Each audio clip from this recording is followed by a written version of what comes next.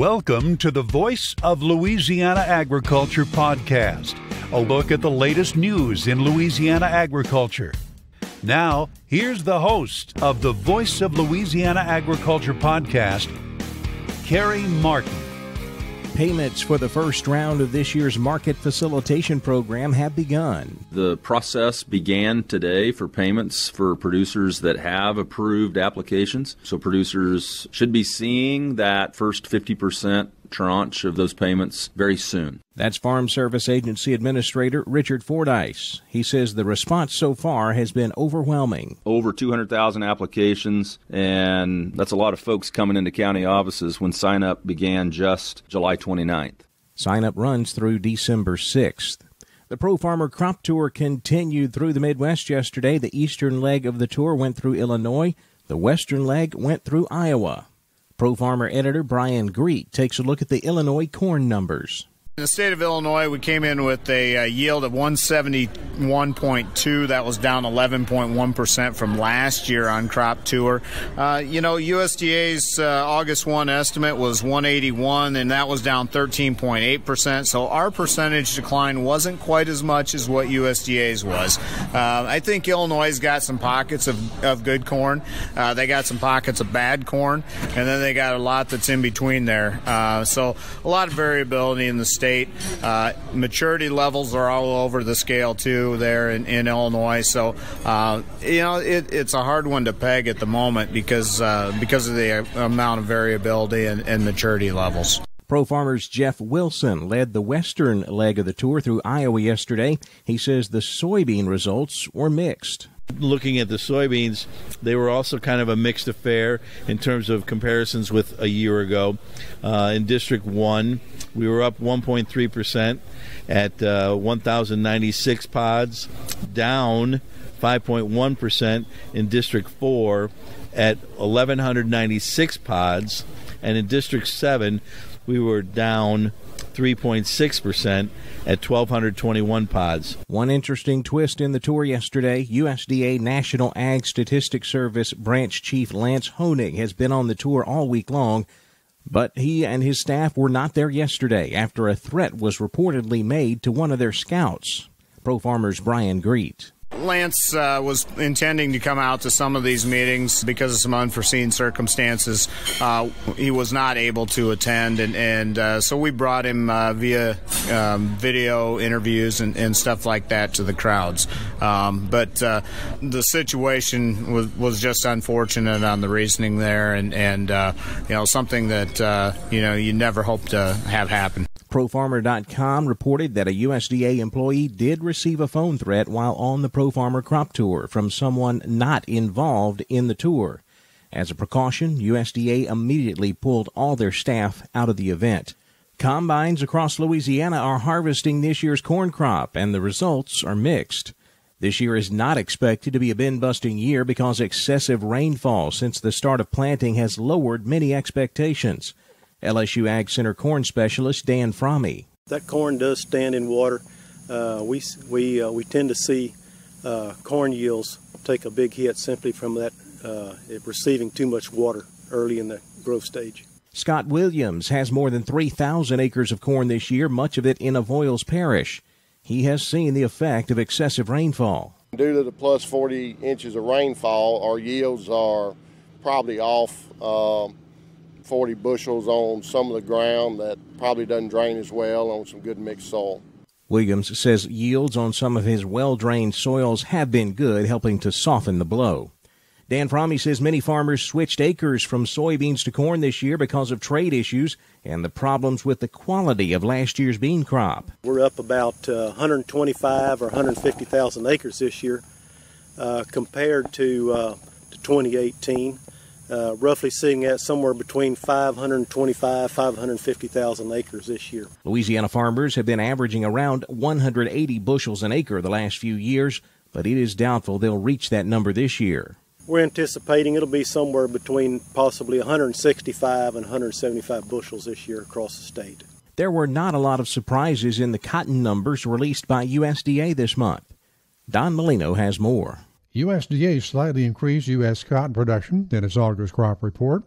Dr. Jody Campeach is Vice President of Economics and Policy Analysis for the National Cotton Council in Memphis. Some in the industry were expecting a lower crop number, and some were expecting about the same as what USDA reported. One thing we can look at is where the conditions are, and if you look at the crop conditions report published by NASS, the conditions are currently the best since the 2010 crop year, and we're likely to see some reductions going forward in the good to excellent category, probably in the next week's report, because as we've seen across many areas, we've got severe heat and dryness in Texas and in West Texas. We had really good moisture early on. Once we've gotten later into this crop year, we've had less rain, and it's been very hot. So that dryland crop definitely needs a rain. Still a lot of cotton out there. We're going to see changes in the months as we go ahead. And I don't think we'll be surprised if we see a reduction in the overall number next month. I'm Don Molino on the Voice of Louisiana Agriculture podcast. Now let's look at the markets on the Voice of Louisiana Agriculture podcast. The soybean market traded lower throughout the day and closed 4 cents lower.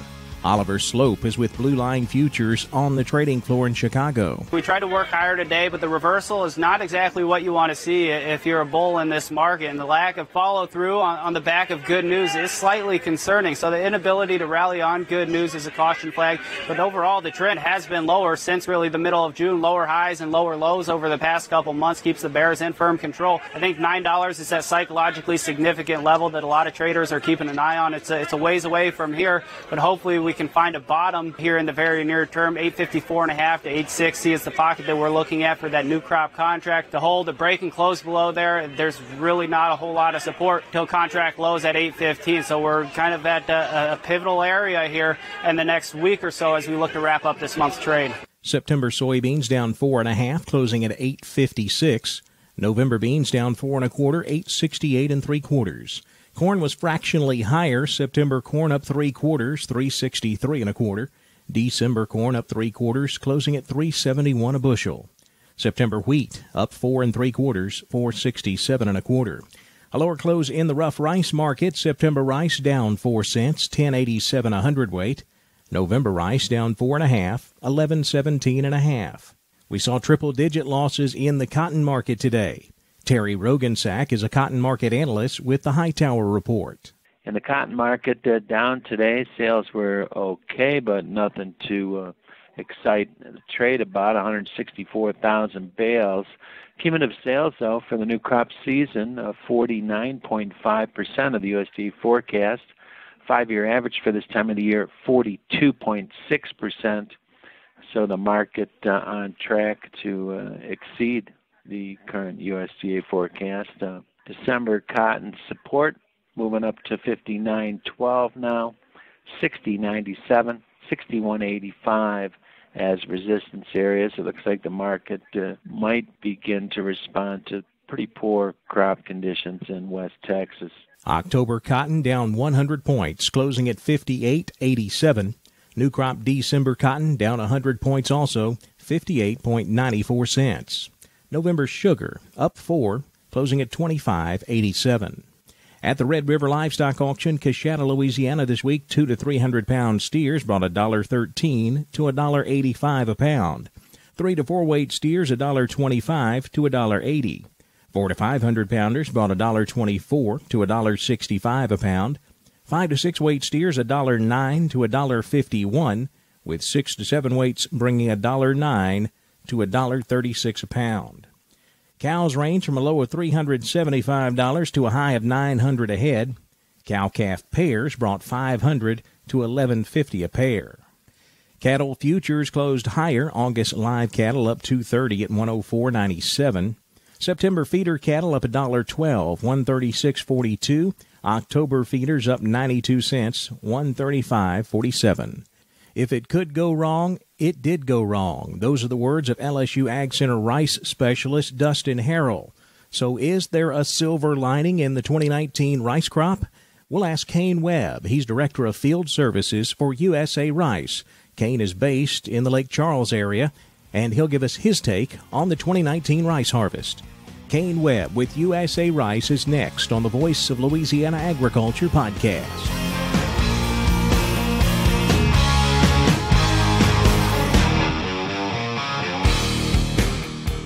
As the old saying goes, close only counts in horseshoes. So why take the chance with weather information when it comes to critical decisions with your fields? It's time to experience pinpoint, field-level forecasts that are 40% more accurate than the competition. Experience the DTN Ag Weather Station. With this level of information, you'll know exactly what's happening at any time in your actual fields. This allows you to plant, spray, and harvest with a new degree of precision. Head to DTN.com today to learn more.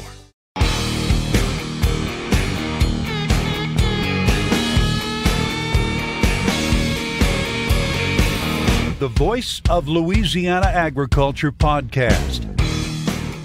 Our guest today is Kane Webb. Kane is Director of Field Services for USA Rice. Kane is also based in southwest Louisiana.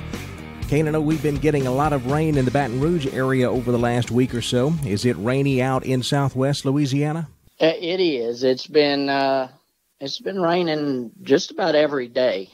Across southwest Louisiana. I guess these pop-up showers, you might get them and you might not, but it seems like a majority of folks are getting them pretty often. So it has been a little more rainy than we would like, especially during harvest.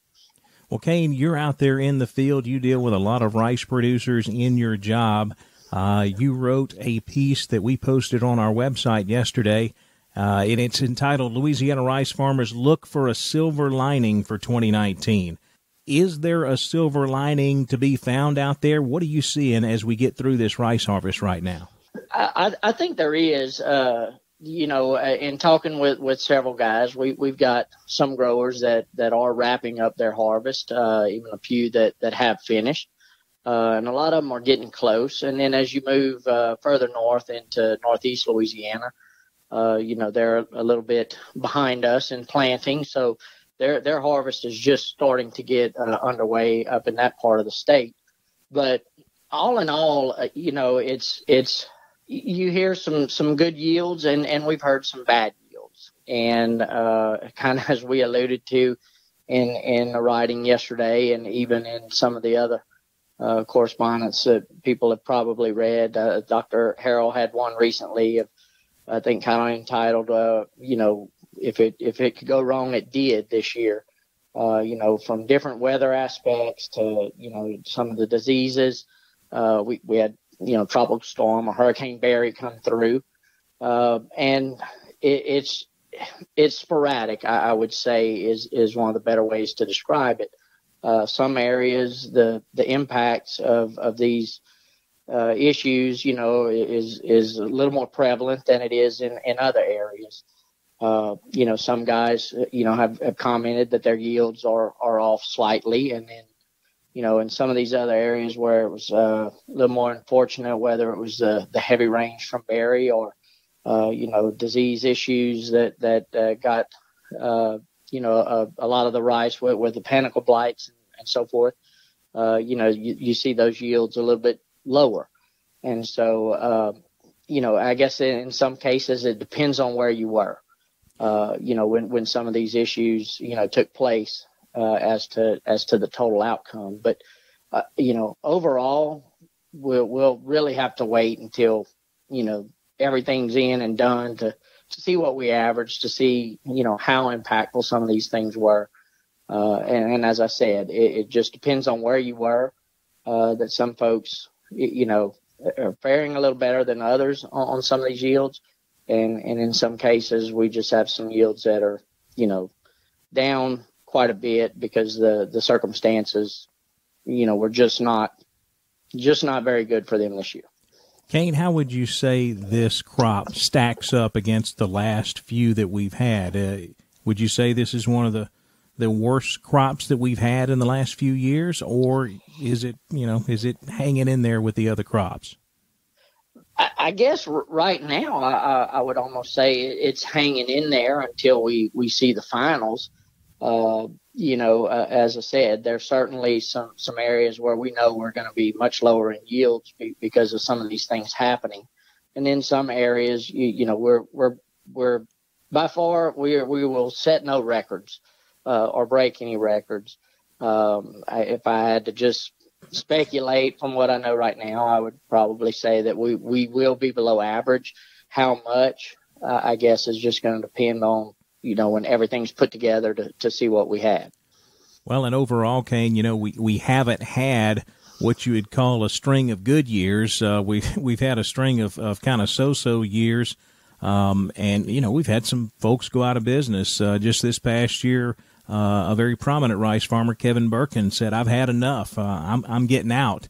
Is this going to be one of those years that just kind of adds on to an already burdensome load a lot of farmers are carrying, and may be the last one for some folks? Well, I hope not. Certainly know that the farming and conditions are tough.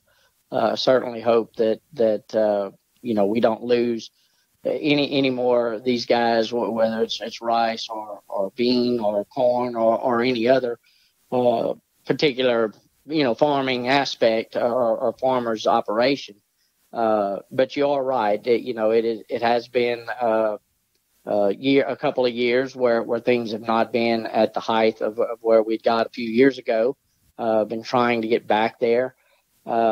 You can always blame the weather, but we deal with that every year. I think there's just a whole lot of factors involved. And I certainly hope that, even between the rest of the harvest and second crop down here in this area, and even those guys that have multiple crops, soybeans and such, that, ultimately turns out to be a good year for them. That's certainly what we would hope for. I guess time will tell. Well, Kane, we sure hope that we can find that silver lining in this crop that you wrote about. Thanks so much for your time today. I appreciate it. You're welcome. That wraps up the Voice of Louisiana Agriculture podcast for Thursday, August 22nd of 2019. Be sure to check back with us tomorrow. But in the meantime, connect with us on social media. We're on both Facebook and Twitter. The handle is @VoiceOfLAAg. That's @VoiceOfLAAg. We'll see you tomorrow on the Voice of Louisiana Agriculture podcast. Thanks for listening to the Voice of Louisiana Agriculture podcast. This podcast is produced by Carrie Martin and the Louisiana Farm Bureau Federation. For more information, be sure to check out our website, voiceoflouisianaagriculture.org and lafarmbureau.org.